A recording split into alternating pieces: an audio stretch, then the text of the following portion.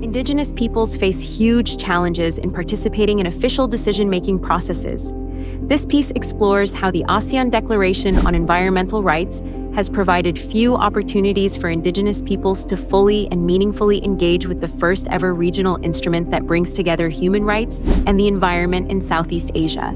April marks the beginning of a new year for several countries in the Mekong region. This year, amidst traditional celebrations, a gathering diverged from the customary festivities. In Chiang Mai, Thailand, 37 representatives of Indigenous peoples' organizations and partners in the region came together to deliberate on the draft text of the ASEAN Declaration on Environmental Rights.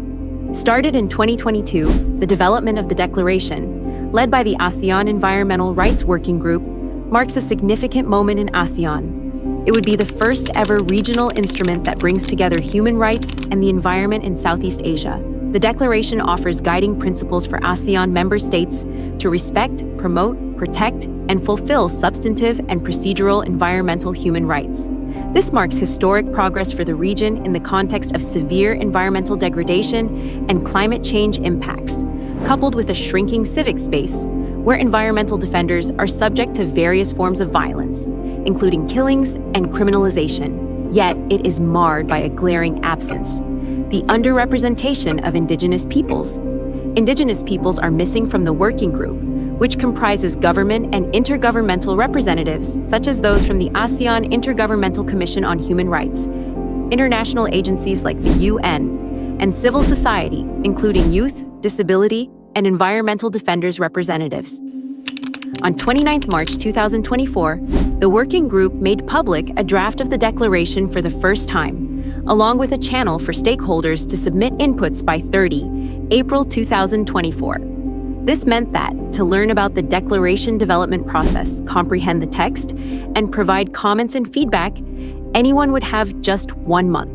For people whose first language is not English, whose background is not related to laws and policies, who live in remote places with limited access to information, but who nonetheless are protectors of the planet and bearers of the burdens of environmental degradation. Like many Indigenous peoples in Southeast Asia, a 1-month period to review and contribute to such an important policy is not enough. Ironically, the draft declaration states, "Everyone has the right to participate in decision-making in environmental matters. The right to participate should be safe, meaningful, effective, and at the earliest possible stage before decisions are taken, and while options are still open to the preparation of decisions, and ASEAN member states should prepare special measures and procedures for people in vulnerable situations to ensure meaningful participation from them."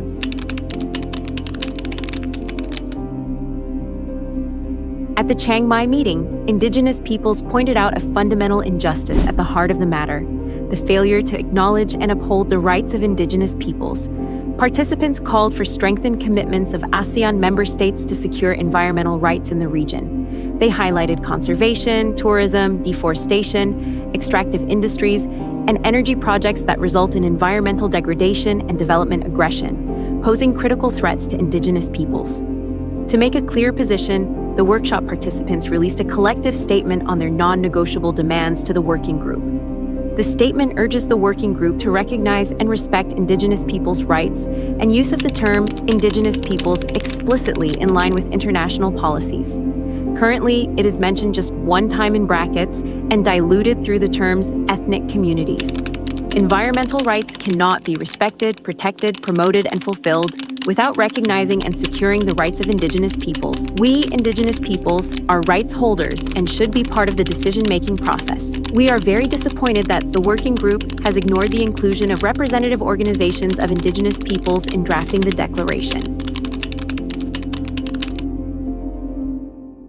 Non-negotiable demands include also the recognition and protection of Indigenous peoples' right to land, territories, and resources, the right to free, prior, and informed consent, and right to maintain, control, protect, and develop cultural heritage, knowledge, and practices, and the full protection of environmental human rights defenders, EHRDs, including Indigenous EHRDs and Indigenous women, EHRDs. Indigenous peoples have been guardians of the planet, protecting the ecosystem and promoting biodiversity, long before the establishment of any modern-day states that are members of ASEAN. They are the champions of environmental rights, who mainstream media often portrays as vulnerable.